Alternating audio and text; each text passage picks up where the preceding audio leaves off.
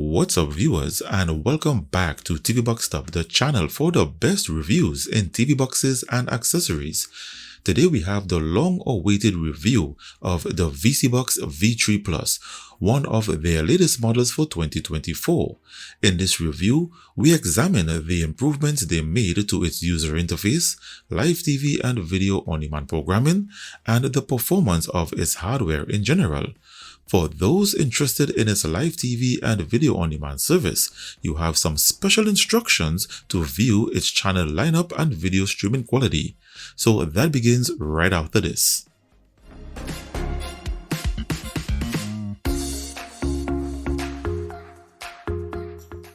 So I'm back, and in this purchase you get the vSeebox V3 Plus model, one Bluetooth remote, a pair of AAA batteries, one HDMI cable, your 5V 2A DC power adapter, and your user manual.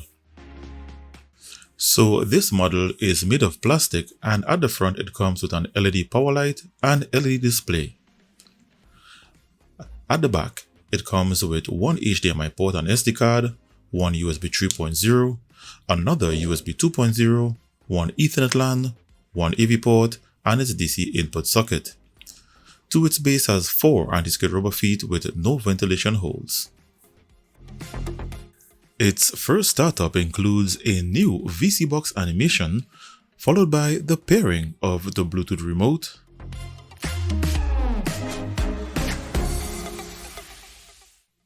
a first startup wizard, downloading and installing its streaming apps, and then to the launcher.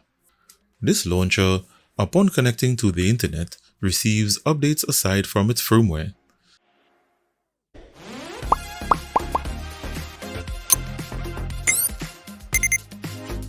It features horizontal scrolling panels for all apps installed, recommended apps, and the last row is for system utilities. So this operating system was developed using Android 11 tvOS, and below here is its current firmware build. The firmware is Google certified with Google Widevine Level 1 and HDCP 2.3 protection. However, it does not have an official Netflix ESN license. With that said, vSeebox sought to include a custom version of Netflix that plays in HD 1080p called Clap Netflix, and it's actually better than the modified version I share with my viewers, and I'll get to that in just a moment.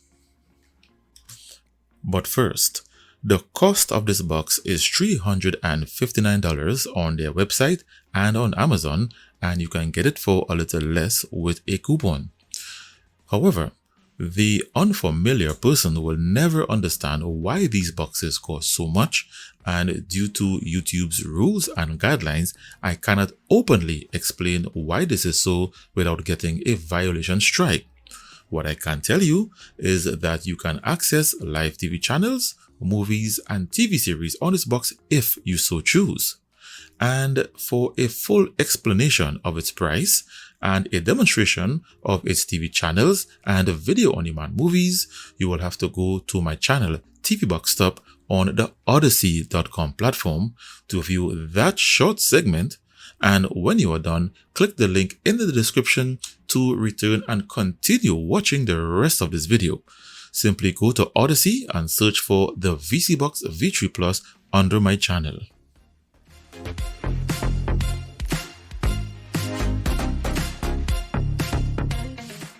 So now that you have seen the clip on Odyssey, there is no question the value you get with the service.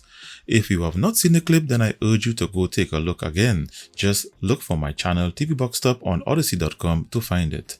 I will now proceed with its firmware features. So its firmware features include 4K display up to 2160p at 60Hz. You get up to HDR 12-bit with HDR always on, and it also features adaptive HDR. It has HDMI CEC options, surround sound audio options, Google Assistant feature. Under extra settings, you can find your power key definition options, NTP server feature, auto frame rate switching, front LED display options. You can set apps to auto start on startup, and an application locking feature. Let's now take a look at some hardware specs. So it's running on the Amlogic chipset on 4GB of DDR4 RAM and 64GB of internal storage with Bluetooth 5.0. Its CPU, which is the Amlogic S905Y4, is a quad-core Cortex-A35 processor clocked at 2.0 GHz configured in 32-bit mode. Its display GPU is the Mali G31 with OpenGL version 3.2. Its network adapter provides Wi-Fi 6 2.4 GHz plus 5 GHz Wi-Fi. Its Android operating system is Android 11 and it's not rooted. Under devices shows that its GPU has Vulkan support API version 1.1. Its idle operating temperature is around 53 degrees Celsius. And under codecs, it comes with 4K display decoders such as HEVC and AV1. And for surround audio, I can identify DTS HD and Dolby True HD decoders. And that is system and hardware information.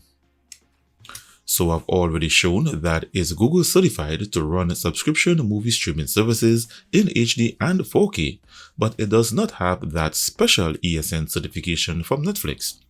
So included in this model is a workaround using a special modified version of the app, which allows you to view your Netflix movies in at least HD 1080p with your paid subscription. So here is a Netflix movie, and as you can see, it is displaying the HD icon, and here is a sample of its HD quality. Getting good with the triads. I'll tell you what, you pull this one off, I'll let you keep the car. Really? No. I don't think so. All right, today you're going to be French arms brokers. The real Mr. and Mrs. Lemieux are indisposed. Focus up, you two. Here we go. For watching YouTube videos, you get up to 4K 2160p at 60Hz with HDR. And here is its stats for nerds information.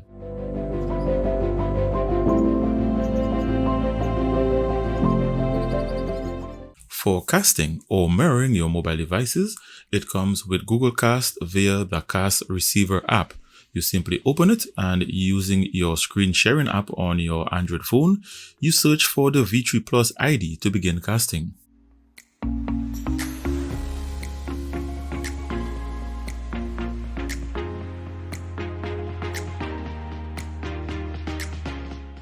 For playing 4K videos, with its included decoders, you get the respective features triggering on your TV for HDR10, HLG, and AV1 videos. You don't get the features triggering for HDR10 Plus or Dolby Vision videos. So using the MX Media Player, this is HDR10.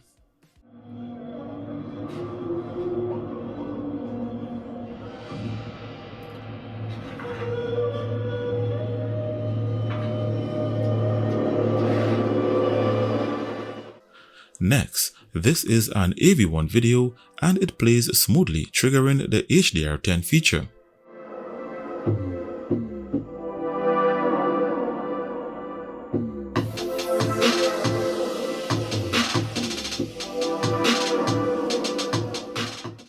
This is a Dolby Vision video, but the box does not support Dolby Vision, so it triggers HLG.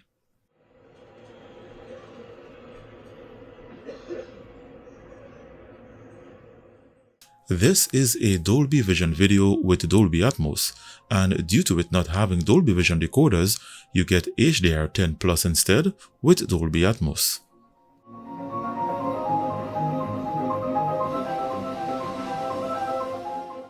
This is an HDR10 Plus video, and it plays the video with audio, but the box only supports HDR10 and not HDR10 Plus.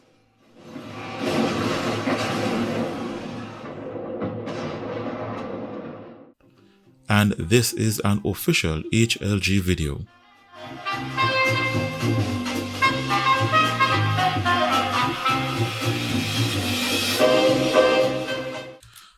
For playing surround sound audio during my testing, the box was able to process Dolby Atmos, Dolby Digital Plus, and Dolby Surround.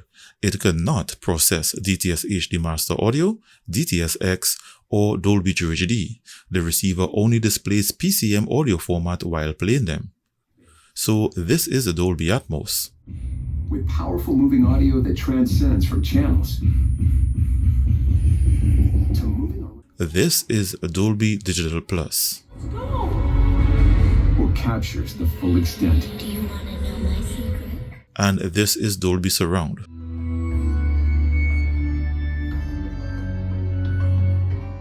When you try to play DTS HD Master Audio, you get PCM.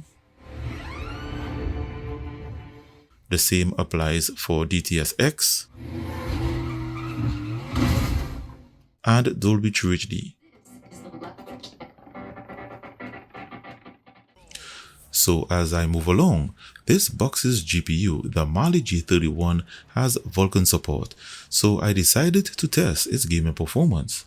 So here I'm playing one of my favorite Android games, Shadowgun Legends, and with the graphics set to high, it plays smoothly along with my gamepad connected via Bluetooth. However, I recorded temperatures rising into the 80s during gaming, and with its chassis not having any ventilation holes, you need to be mindful if you decide to play Android games.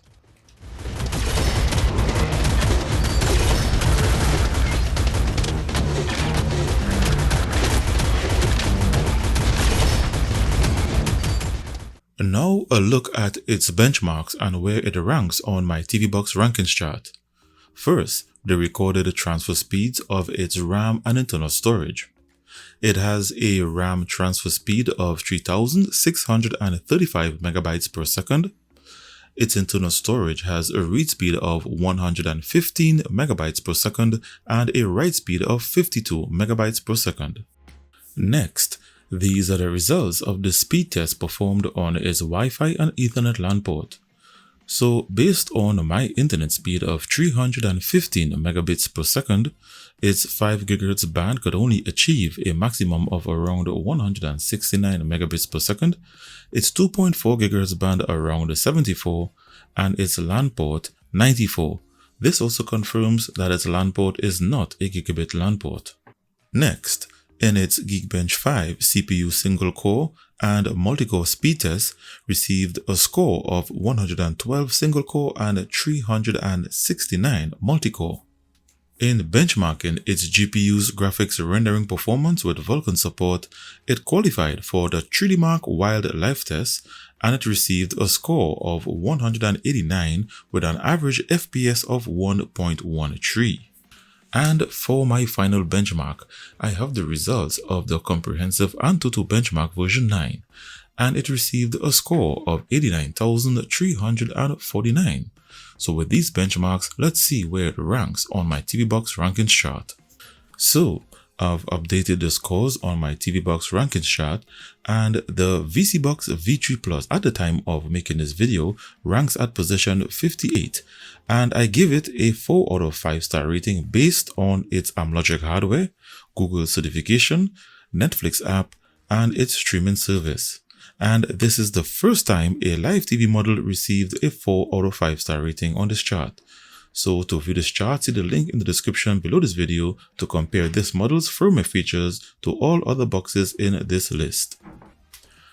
In summary, the vSeebox V3 Plus is their best model yet, and being primarily designed for streaming live TV and video-on-demand movies, it performs extremely well as a standalone Android TV box. So I remind you again, if you would like to see the channel lineup of its live TV and video on demand, view the cutout segment from this video on odyssey.com. Just search for my TVBox Top channel there. So I've come to the end of this review. Special thanks to vSeebox for sending this latest model, and if you like the quality of this one, give it the thumbs up. If you would like to purchase one for yourself, I placed a link in the description along with a $30 discount coupon that only works with the link provided. So be sure to use the link in the description to take advantage.